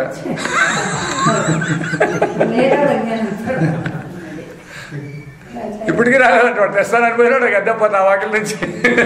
అట్లా ఈ జీవుడు ఎవడని అడిగే వరకు ఈ జీవుడు ఇట్లే ఉంటాడు. మనస్సు ఎవరని ఆడుకోకుంటే మనస్సు అట్లే ఉంటుంది, బుద్ధి అట్లే ఉంటాయి, ఇంద్రియాలన్నీ అట్లే ఉంటాయి. మీ సరికి ఏమైనా అడగండి, అప్పుడు బయటపడతాయి. ఒకదాని బయట ఒక సరుకు బయట. అందుకే ఎప్పుడైతే వీటన్నిటిని కూడా విషయాలంటే ఏమి, ఇంద్రియాలంటే ఏమి, మనస్సు అంటే ఏమి, బుద్ధి అంటే ఏమి, నేనంటే ఏమి, అవస్థ అంటే ఏమి, ఇవన్నిటిని ఒక్కొక్కదాన్ని విచారం చేసుకుంటూ వస్తే వాడికి సత్యత్వం ఉందా లేదా, దేనికి సత్యత్వం ఉంది అనేది బోధపడితే అప్పుడు మనకు వేదాంతం తెలుసుకుంటే సులభమవుతుంది. దీనిలో ఇవన్నీ ఉన్నాయని పెట్టుకొని మీరు వేదాంతం విచారం చేస్తే మీకేం తెలుస్తుంది? ఆత్మ ఉంది అని ఒక దిక్కు అంటున్నారు, విషయాలు ఉన్నాయని కూడా ఒక దిక్కు అంటున్నారు. యావ సత్యం ఇప్పుడు అది ఉందంటున్నారు, దీన్ని ఉందంటున్నారు. మరి ఇది ఉంటే అది ఉంటే దాన్ని దీన్నే ఎందుకు చూడాలి, దీన్ని ఎందుకు చూసుకోకూడదు? మనం ప్రపంచాన్ని చాలు కదా మనకి. ఆ వేదాంతంతో పనేం ఉండదు. నిజంగా దీనికి ఉనికి ఉందే అనేది ఇట్లా ఈ విధంగా ఎప్పుడైతే మనలో ఆ జిజ్ఞాస కలుగుతుందో అప్పుడు మనకు వేదాంతం బోధపడుతుంది. అందుకే వేదాంతం కావాలనే వాళ్ళకి వ్యవహారం నందు వైరాగ్యం ఉండాలంటారు. వైరాగ్యం అంటే విడిచిపెట్టి వస్తామని కాదు, సత్యమా కాదా అనేది ఉండాలా. వ్యవహారం అనేది ఈ విధంగా తనలాడుతున్నాం కదా, దీనికి అస్తిత్వం ఉందా లేదా? అస్తిత్వం ఉంటే ఉండాల్సిందే. అస్తిత్వం లేని దానికి అస్తిత్వం ఉంది, ఇది ఉందని దానికోసం మేము పోరాడతామంటే ఇగో మానవ జన్మ వృథా అయిపోతుంది అంతే. అందుకంటే ఇంకేం ఎక్కువ జరగట్లేదు, వచ్చింది పోగొట్టుకుంటాము. శోక్యంపడు ఎప్పుడు సర్వభూతములు ఆత్మయేని గ్రహించానో అప్పుడు ఏకత్వమును కనుగొన్న అతనికి మోహమేది, శోకమేది? యస్మిన్ సర్వాణి భూతాని ఆత్మైవా భూద్విజానిత తత్ర కోమోహ తత్ర కో శోక అంటాడు అనమాట. అంతా పరమాత్మ అని తెలుసుకున్న తర్వాత ఎవరికి మోహం కలగాల, ఎవరికి శోకం కలగాల? తనకంటే వేరే ఎవడన్నా ఉండింటే అప్పుడు ఏదో భయము, దాని నుంచి దుఃఖం అని చెప్పచ్చు. అంతా తానైనప్పుడు ఆ విధంగా అశరీరుడైన వ్యక్తికి ప్రియాప్రేమల స్పర్శ లేదు. చూడండి, మీరు అంతోటి ఆలోచన చేసే పని లేదు. మీరు నిద్రపోయినప్పుడు మీ మీద ఏదైనా పాములు తేలిపోయినా పడలేదు, లేదా ఎవడన్నా వచ్చి ఇట్లా స్పర్శ చేసినా కూడా ఒకరికి తెలియలేదు కదా. మరి ఎందుకు కాలేదు? మీ దేహం ఉంది అంటాడారు కదా, మళ్ళీ మీ మీద పోతే స్పర్శ ఉండాల్సింది కదా, మరి ఎందుకు లేదు? మరి నిద్రపోయినాం కాబట్టి లేదు. ఏం నిద్రపోయినాం అంటే మరి మనసు లేదు, ఈ పాయింట్ జరిగిందే మనసు లేదు, మనసు లేదు అవన్నీ వద్దు. నిద్రపోయినామంటాడు, ఏం నిద్రపోయినామంటే ఏం అర్థమని? ఏం జరిగింది? మేము ఇంటికి పోయినాం అన్నట్లేమన్నా మీ ఇంటికి పోయినారా? నిద్రపోయినామంటే మళ్ళీ యాడ్ నుంచి వస్తారు మీరు వచ్చేదానికి. యాడికి పోయినారు, యాడ్ నుంచి వస్తారు. ఆ నిద్ర అనే దాన్ని ఏమీ విచారం చేయలేదు, అదే వచ్చిండే చిక్ అనమాట. నిద్ర మీరు పేరు పెట్టినారు కానీ నిద్ర యొక్క నిజస్వరూపమేమి దాంట్లో ఉపనిషత్తులు ఏం చెప్పినారు? మీ ఎందుకు మీరు నిర్ధారణ చేసుకొని దాంట్లో అజ్ఞానం ఉంది అని చెప్పుకుంటే ఇంకేముంటుంది? అయిపోయింది, జనానికి కూడా అజ్ఞానమే పట్టించినారు అంతే. ఆ విచారం చేయాలి, అనుభవం చూపే. నిద్రలో అజ్ఞానం ఉంది అంటే ఏం అజ్ఞానం అంటే ఏమి? తెలియకుండుట అనేది అన్నారు. తెలియకుండుట అనేది ఎప్పుడు ఉంటుంది? మనస్సు ఉన్నప్పుడు తెలిసేది, తెలియకోకుండా అనేది పదం ఉంటుంది, అవునా? మనస్సు ఉంటే తెలిసినది, తెలియలేదనే పదం వస్తుంది. నిద్రలో నాకేమీ తెలియలేదు అని అంటాడు నువ్వు, అంటాడారు కదా మీరు. కాబట్టి అజ్ఞానం ఉంది అని అంటాడారు. అజ్ఞానం ఉండాలంటే ఏముండాలా? నిద్రలో మనసు ఉండాలి, మనసు ఉండాలి. మనసు ఉంటే నిద్ర వస్తుందే? మరి ఈ విచారం లేకోకుండా నిద్రలో అజ్ఞానం ఉందంటే ఎట్లా చెప్పండి చూస్తాము. ఇవన్నీ ఫండమెంటల్స్, ఇవన్నీ ఊరినే అనుభవం లేకుండా ఊరినే ఎవరో మేము చెప్పినా వినే మాటలు కాదు ఇదంతా. నీ అనుభవం ఉందా లేదా చెప్పట్లా. మనస్సు ఉంటే నిద్ర వస్తుందే? మనస్సు యొక్క లేనితనమే కదా అజ్ఞానం అనేది. మనస్సు యొక్క లేనితనాన్నే కదా అజ్ఞానం అనాల్సింది. మనస్సు లేనితనాన్ని కాదు, అజ్ఞానం అంటే మనస్సులో నాకు తెలివి ఉంది, తెలివి లేదు అంటాం. అంతఃకరణలో ఈ రెండు ఉంటాయి. జ్ఞానం లేదు అనే దానికి దాన్ని తీసేసేకి ఎవరితో తీసేస్తావు నువ్వు? జ్ఞానాన్ని, కేవలం జ్ఞానాన్ని తీసేసేకి లేదు. ఇవన్నీ నీవు తప్పు తెలివిలో కల్పనలేకే. జ్ఞానము అజ్ఞానం అనే రెండు కూడా తప్పు తెలివిలోటివి, ఇవి ఒరిజినాలిటీ కాదు ఇవి. అది ఏ దాని లక్షణం అప్ప అంటే మా అంతఃకరణం యొక్క లక్షణం అది. ఆ అంతఃకరణాన్ని ప్రశ్నవే. ఎందుకంటే నాకు నిద్ర రాదు అంటాడు జనం. ఎందుకు మీకు నిద్ర రాలేదు? మొదట ఆలోచన చేసినారా ఎవరన్నా? మనసు ఉంటే నిద్ర రాదు. ఏం మనసు ఉందని ఎట్లా తెలుసుకుంటే? మనసు తెలుసుకోవాల్సింది అదే చెప్పు. కేవలం అంతే, ఇంకేం లేదు. నీకు సంకల్ప వికల్పాలు కలుగుతుంటాయి కాబట్టి అది మనసు ఉంది నాకు అర్థం అంతే. ఇంకేం నీ నిద్ర రాలేదంటే ఏమి ఏదో దాని గురించి ఆలోచన చేస్తుంటాడు వీడు, అంతేనా? నిద్ర రాకుండా పోయేదానికి వేరే కారణం ఉందే? అంతే.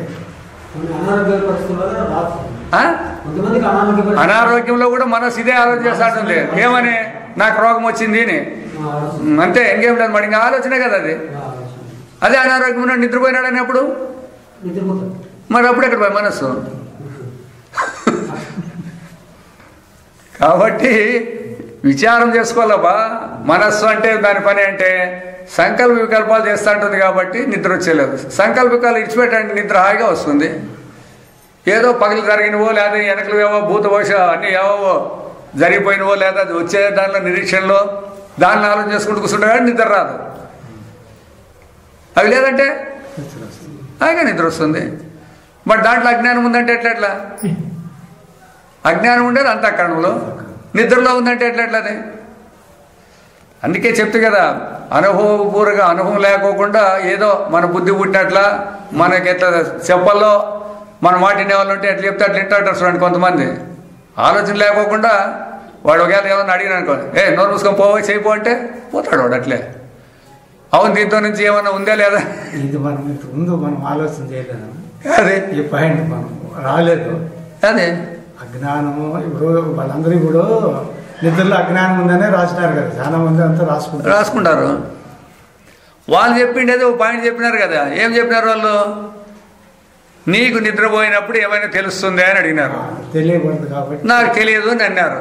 కాబట్టి నిద్రలో తెలియదు అన్నావు కాబట్టి ఆ వ్యవహారంలో తెలియదంటే ఏమి అజ్ఞానం అని అంటామా లేదా? పలానా విషయం నీకు తెలుసు అంటే నాకు తెలియదంటే నీకు అజ్ఞానం ఉంది ఆ విషయంలో. ఇప్పుడు కూడా నాకేమి తెలియదంటే మన నిద్రలో అజ్ఞానం ఉందా లేదా అని వాళ్ళు ప్రశ్న వేస్తాడారు అట్లా. అదిగా ఇప్పుడు కరెక్ట్ లేదు వాళ్ళు చెప్పేది అంటున్నా. ఇప్పుడు మనకి ఈ పాయింట్ దొరికింది. ఎందుకంటే మనిషి యొక్కదే కదా మరి అదే మనం చెప్పేది. తెలిసింది తెలియదు అజ్ఞానం అనేది మనిషి యొక్క వృత్తి. ఇది ఎప్పుడో అయిపోయింది. నీకు ఇప్పుడు జ్ఞప్తికొచ్చింది. ఇవన్నీ ఇంతకుముందు వెళ్ళిపోయినాయి. ఇప్పుడు అన్ని రికార్డులో ఉన్నాయి. ఇవన్నీ ఉంటాయి, టేప్ రికార్డులో ఉన్నాయి ఇవన్నీ. ఎందుకంటే అందుకే జ్ఞప్తికి పెట్టుకునేది చెప్తాండే అలవాటు ఉంది కాబట్టి మాకు జ్ఞప్తికుండే. మీరు వినిండే అలవాటు ఉంది కాబట్టి మీకు జ్ఞప్తికుండే లేదు. మీరు దీన్ని మరే చెప్పాలనుకుంటే మీకే ఉంటాండే. ఎవరికైనా అంతే. శాస్త్రం కానీ ఇప్పుడు అయ్యవారు కానీ ఎందుకు జ్ఞప్తికి పెట్టుకుంటా అంటే దిన్ను చెప్పి అలవాటు అవుతుంది కానీ చదువుకోకుండా వస్తుంటాయి అతనికి. పిల్లలు నేర్చుకోవాలి, దానిని నేర్చుకునే మర్చిపోతామంటారు. కూడా మర్చిపోయినాం కదా. అదే మరి ఇప్పుడు స్ఫూర్ణికి వస్తుంది అది. అశరీరుడైన వ్యక్తికి అక్కడ శరీరం అనేది మన స్వరూపానికి సంబంధించిందే కాదు. ఇది ఎందుకు? జాగ్రత్తలో ఈ దేహం ఉందంటావు, స్వప్నంలో ఇంకో దేహం ఉందంటావు, నిద్రలో ఏ దేహాలు లేవండి. నీ అనుభవమేది. మరి అట్లనేప్పుడు నువ్వు శరీరే అశరీరే?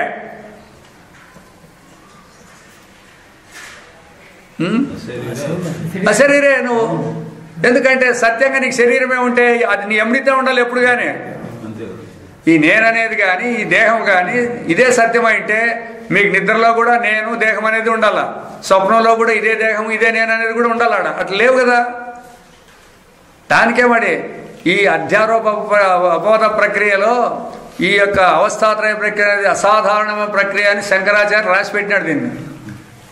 దానికోసమే ఈ పుస్తకం కూడా బయలుదేరింది. అది పరమాచింతమణి అనేది కూడా దానికే వచ్చిండేది. అట్లా దీన్ని సామాన్యమైన వేదాంతులు దీన్ని తడుకోరు. కారణం ఏమి అన్నట్లయితే వాళ్ళు మొట్టమొదటనే అపూర్ణ దృష్టి పెట్టుకుంటారు. జాగ్రత్తను ఒక్కదాన్ని పెట్టుకొని జాగ్రత్తను విచారంలో ఏమేమి ఉండవు జనానికి అవి చెప్పేకి మాత్రం సిద్ధమైన వాళ్ళు. అయితే ఆ జాగ్రత్త కాకుండా మనకి స్వప్నం అనేది ఒక అనుభవం ఉంది, నిద్ర అనేది ఒక అనుభవం ఉంది. ఈ మూడింటి యొక్క సమాచారం ఏమి అని ఆ అవస్థలను ఎట్లా అనిపించినావో అట్లా విచారం చేయకోకుండా తాస్కారం చేసేసినారు దానిని. ఏమని? జాగ్రత్తవాసనాజన్యము స్వప్నమని, నిద్ర నిస్సారము అజ్ఞానం అని వీళ్ళే రాసి పెట్టుకుంటారు పాపము. ఏమో చూసిన వాళ్ళకి అట్లా. అది ఎట్లా పోల్చుకుంటారు వీళ్ళు? జాగ్రత్తను పెట్టుకు పోల్చుకుంటారు. సరే, మీ జాగ్రత్తను కూడా స్వప్నానికి పోల్చినప్పుడు మీరు సత్యమవుతుందా అసత్యమవుతుందా? నిద్రకు పోల్చినప్పుడు ఈ స్వప్న జాగ్రత్తలు రెండు సత్యమవుతాయా అసత్యమవుతాయా? అట్లా ఆలోచన చేయలేదు వాళ్ళు. జాగ్రత్త దృష్టి పెట్టుకొని దానికి సాపేక్షికంగా స్వప్నము నిద్ర అనేటివి నిర్ణయాలు చేసుకుంటారు. అట్లా కాకుండా దానితోనే విచారించండి. ఏం తెలుస్తుంది? మెలకు అనేక లేదు, స్వప్నం అనేక లేదు, నిద్ర అనేక లేదు, దేని కూడా అనేదానికి వీల్లేదు.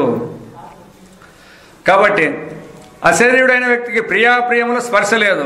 మున్నగు శృతులు అజ్ఞానం చే విడబడిన వ్యక్తికి కలుగు మహాప్రయోజనం ప్రస్తుతించుతున్నవి. పోన్లే, ఇంత మాట్లాడతారు కదా, మళ్ళందరూ మేము మహాత్ముల దగ్గరికి పోతామంటారు కదా, ఎందుకు పోతాడారు? ఏముందని వాళ్ళ దగ్గరికి పోతాడారు? అదేనా చెప్పండి. పోనీ వాళ్ళ దగ్గరికి పోతాడంటే జ్ఞానానికి ఏం పోయేవాళ్ళు లేరు ఎక్కువగా. విభూతులు ఏమన్నా ఉన్నాయంటే ఎక్కువ పోతారు. విభూతులు లేవంటే ఎవరు పోయేటట్లేదు. కేవలం జ్ఞానం ఉందంటే ఎవరు పోయేటట్లేదు. ఎందుకంటే రాసినాడు స్వామి అధ్యాత్మ సందేశాలు అనే బుక్లో రాసినాడు. ఆ 3వ బుక్లో ఒకసారి రాసినాడు అనమాట. లేదా అధ్యాత్మ ప్రకారం శంకరాచార్యుల యొక్క వేదాంతము అన్ని దర్శనాలకి ఎగనెస్ట్. ఎవరికి? సాంఖ్యులకి, నైయాయికులకి, వైశేషికులకి, మీమాంసకులకి, జైనులకి, బౌద్ధులకి అందరికీ వ్యతిరేకం ఇది.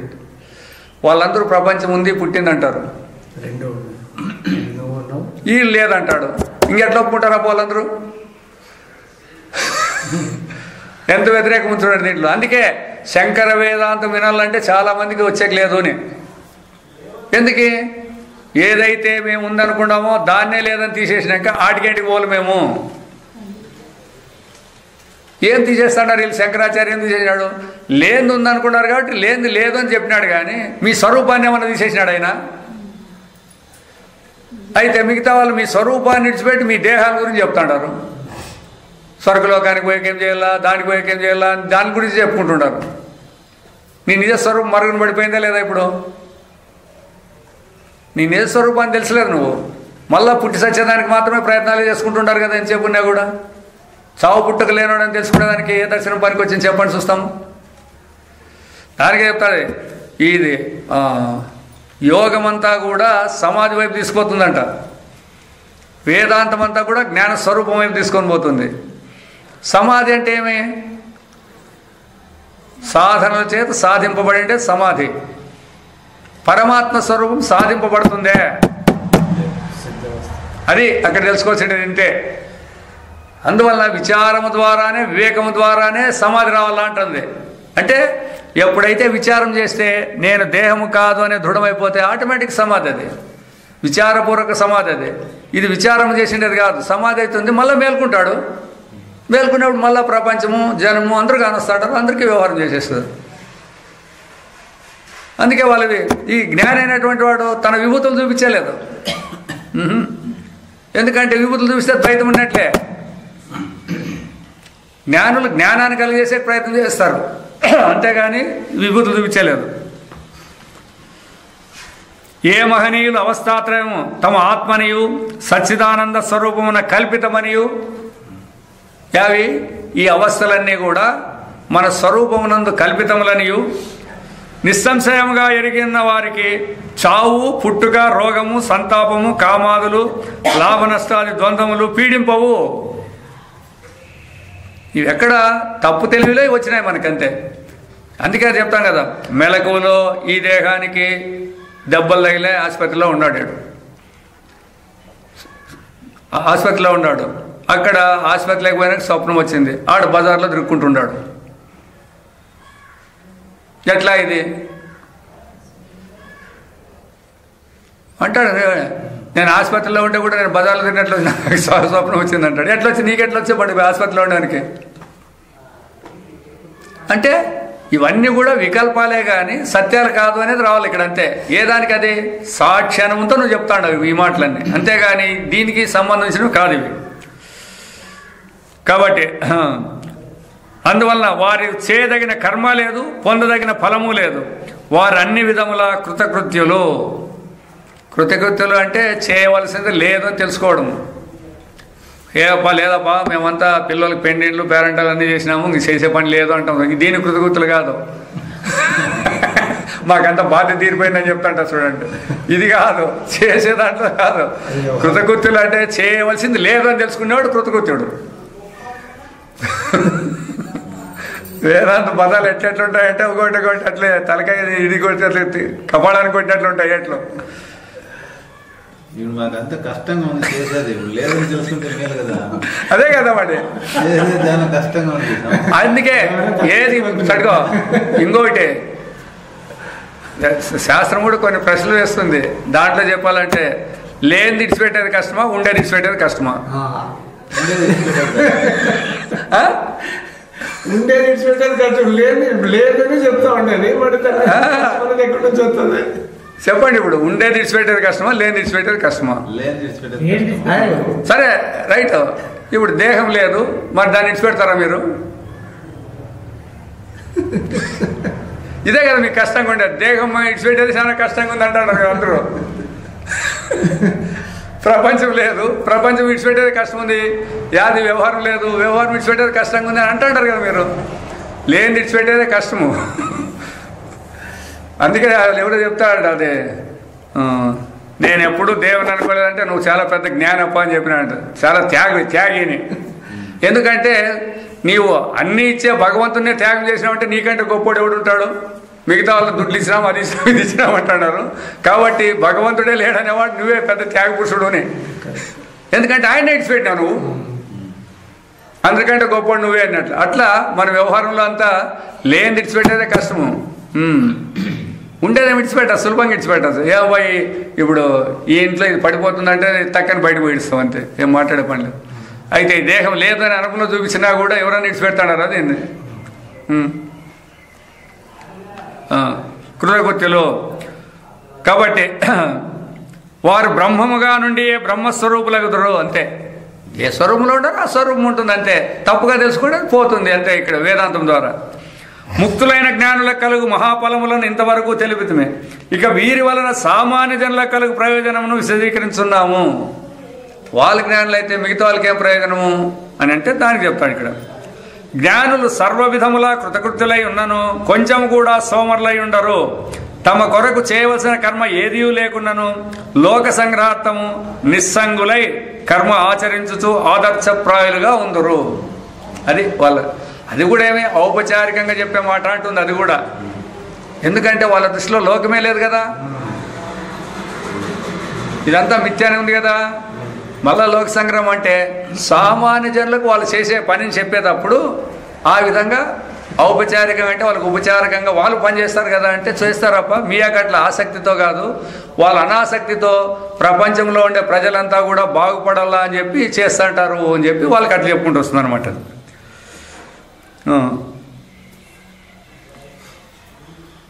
కొంచెం కూడా లేవు కదా. వారు ఏ పని చేయుచున్నానో తమ అకర్తృత్వ బుద్ధిని వీడరు.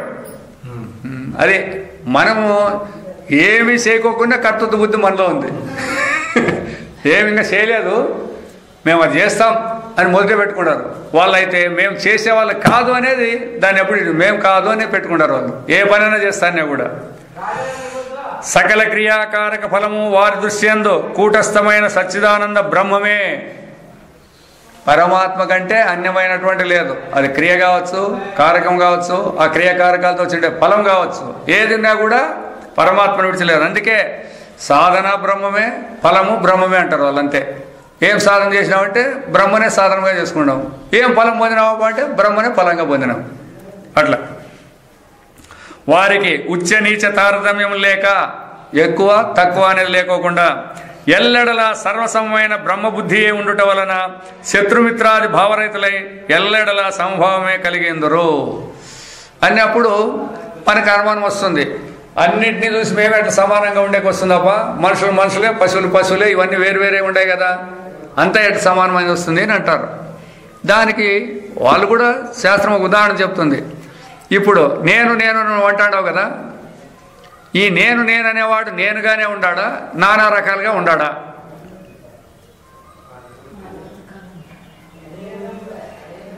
నేననేవాడు నేనుగా ఉండాడా, నానా రకాలుగా ఉండాడా? చెప్పండి. చైతన్యాన్ని ఇప్పుడు నేననేవాడిని జనరల్గా నేననేవాడిని చెప్పండి.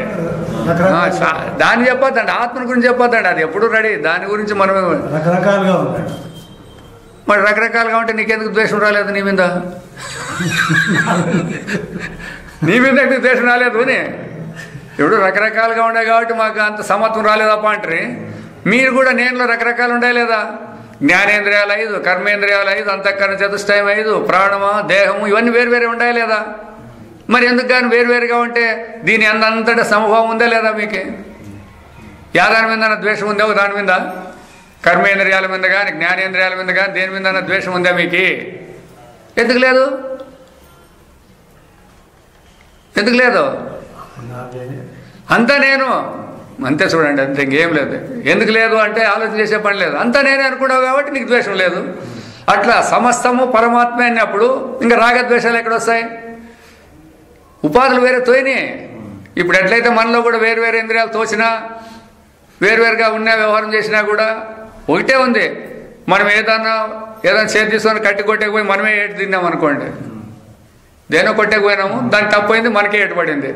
ఇప్పుడు ఆ కొట్టిన చేతిని శిక్షిస్తారా లేకపోతే దీన్ని శిక్షిస్తారా? ఎందుకు సర్దుకుంటావు నాదే లేని? దానికి ఉదాహరణ చెప్తాడు. మాట్లాడేటప్పుడు పండు సందుకు నేలకు పడిందప్ప, కొరుక్కుంటారు. ఇప్పుడు పండ్లు కొట్టుకుంటారా, నేలకు మీకేస్తారా? రెండు నావే. అట్లా కాబట్టి ఎప్పుడైతే మనకు ఆ సర్వత్ర ఆత్మభావం వచ్చిందంటే దేన్ని వాడు ద్వేషింపడు. దాని మీద సమాధానమే లేదు. అయితే మనకు ఆ సర్వాత్మభావం అనేది మనకు తెలియబడడం లేదు. నా దేహమే వేరే, నా ఆత్మ వేరే, ఆయన దేహమే వేరే, ఆయన ఆత్మ వేరే అని ప్రతి ఒక్క దేహానికి ఒక్కొక్క ఆత్మను పెట్టుకుంటారు.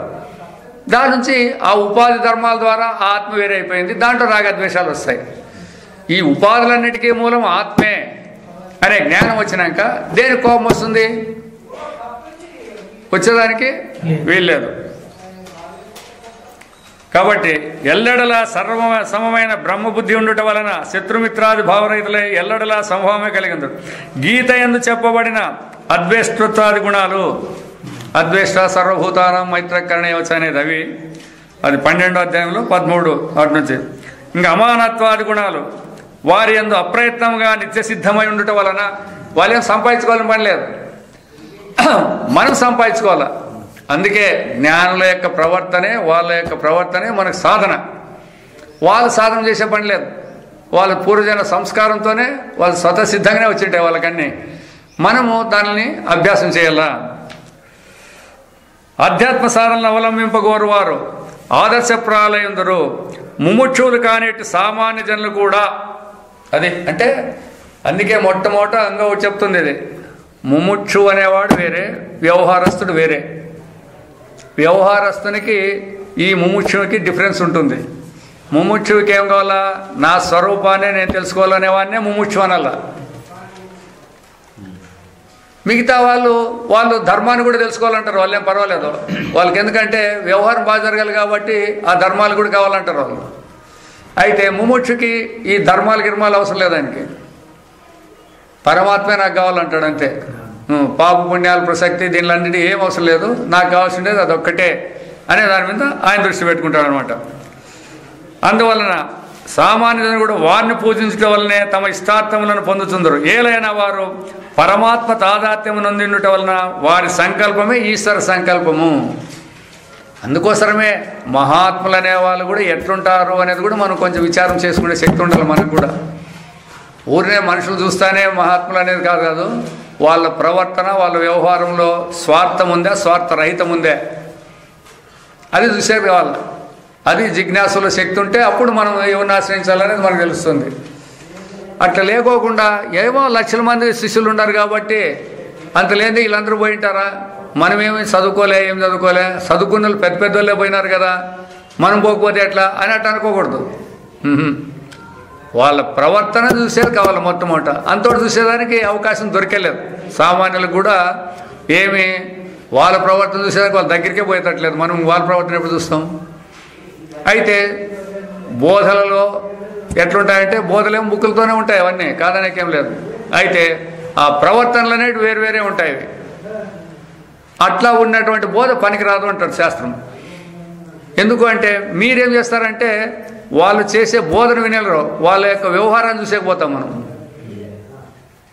వ్యవహారం చూసినప్పుడు వాళ్ళు ఇటు చెప్తాండి ఇటు చేసినారు కాబట్టి మనం దీన్ని ఎందుకు పోవాలా అని అనిస్తారు. అయితే శాస్త్రం ఏం చెప్తుందంటే వాళ్ళు ఎట్లన్నా ఉన్నలేడప్ప, అసత్యం చెప్పరాదు అని చెప్పినారు వాళ్ళు చెప్తాడారు అంటారు. మీరు చెప్పితే దాని ఫలం వాళ్ళు అనిపిస్తారు. మనము వాళ్ళ నుంచి గ్రహించవలసిండేది ఏమి? సత్యాన్ని చెప్పాలనేది మనం గ్రహించాలా, దాని ప్రకారం మనం ప్రవర్తించాలా. వాళ్ళని తీసుకుంటే పని లేదు. దాంట్లో ఏమన్నా మంచి ఉంటే మనం స్వీకరించాలా, చెడు ఏమన్నా ఉందంటే వాళ్ళకే వదిలేసుకుంటూ పోవాలా. కాబట్టి వారి ఆశీర్వాదమే ఈశ్వరుని ఆశీర్వాదము. అందుకోసమే మహాత్ములైనటువంటి వాళ్ళు ఇట్లా ఆశీర్వాదాలు పొందాలనే పోతారు, కాదనేకేం లేదు. అయితే వాళ్ళలో కూడా అటువంటి శక్తి ఉంటే మనకు లభించవచ్చు. శక్తి లేకపోతే మనకి ఎట్లా లభిస్తుంది? అది మనమేమో ఆశయం దండిగా ఉంది మనకి. అయితే అక్కడ కూడా అటువంటి శక్తి ఉండాలన్నమాట. ఆ శక్తి ఉన్నప్పుడు వస్తుంది. అందువల్లనే వాళ్ళు సామాన్యంగా జ్ఞానాన్ని గురించే చెప్తారే కానీ మిగతా విషయాల గురించి పట్టించుకుంటే లేదు. ఇప్పుడు కొంతమంది వస్తారు, వచ్చిన వాళ్ళు వచ్చి ఇదంతా వేదాంతం విన్నాక స్వామి మా ఇంట్లో ఇట్లా కష్టాలు ఉన్నాయి కదా, ఏం చేయాలని అడుగుతారు వాళ్ళు. భగవత్పాదులు చెప్తాండే ఏమన్నా అట్లాంటి అడిగితే మాకు రోగాలకి కావాలంటే డాక్టర్లు ఉన్నారు చూడండి, వాళ్ళ దగ్గరికి పోండి సరిపోతాయి. ఇంకా రాజకీయం ఏమైనా ఉంటాయి అనుకోండి, ఎమ్మెల్యేలు ఇట్లా వాళ్ళు ఉంటారు, వాళ్ళ దగ్గరికి పోతే అవి సరిపోతాయి. అగో మా దగ్గరికి వస్తే ఇది ఇట్లాంటివి చెప్పేది మేము అని చెప్తాం అంటాడు. కాబట్టి ఎవరిని ఏం అడగాలనేది కూడా మనకు సరిగ్గా తెలుసు. అందరి దగ్గరికి పోయినా ఇవే మన సమస్యలే చెప్పుకుంటూ పోతారు. ఇంకా ఈ పొద్దు నిన్న ఇంకోటి ఈ పొద్దు పుస్తకంలో చూస్తే ఒకటి, మనమందరము కూడా పవిత్రమైన స్థలాలకి పుణ్యతీర్థాలకి పోతాడాం. అవునా? ఎందుకు పోతాడాము? పాపాలు ఉంటే పోగొట్టుకోవాలా అని. పాపాలు పోగొట్టుకునేదే.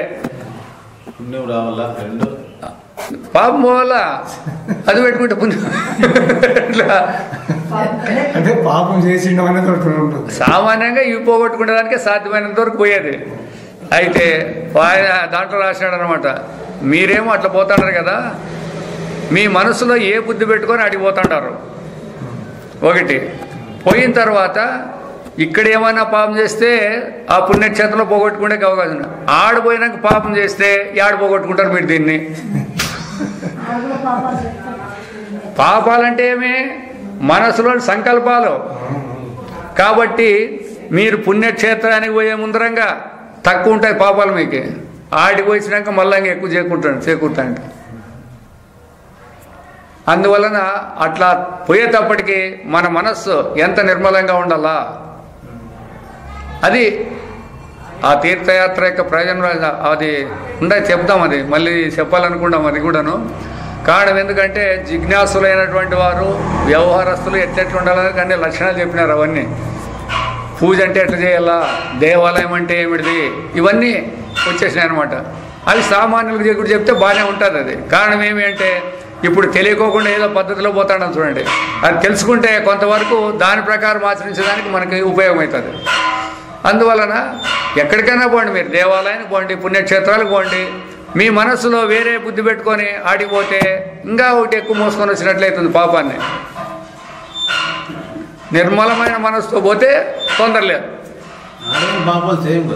ఎందుకంటే చెప్తాడు కదా, వాడు నాకు అపకారం చేసినాడు కాబట్టి వానికి ఏమన్నా కావాలి సమయాన్ని పోతావు కదా. దండుకుంటారు. మనస్సులో స్వార్థం ఉందన్నాక, స్వార్థం అనేదే పాపము. మరి ఇప్పుడు దాన్ని విడిచిపెట్టి ఆడికి పోతావు? స్వార్థం లేకపోతే ఆడికి భగవంతుడే కావాలని ఎంతమంది పోతాము?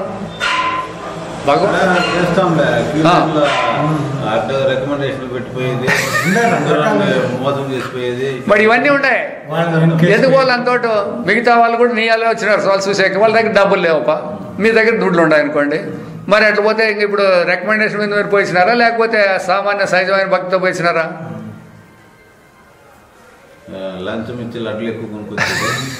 అందుకే ఇవన్నీ ఇంకా మీరు పాపాలు మోసుకొని వస్తారు అంటుంది. వాటి నుంచి నడుచునే పోవాలా. కష్టం రాని నష్టం రాని ఈ పొద్దు కాదు. అందుకే పోయేటప్పుడే ఫిక్స్ చేసుకోవాలా, ఈ పొద్దు కాకపోతే రేపు చూసి వస్తాంలే.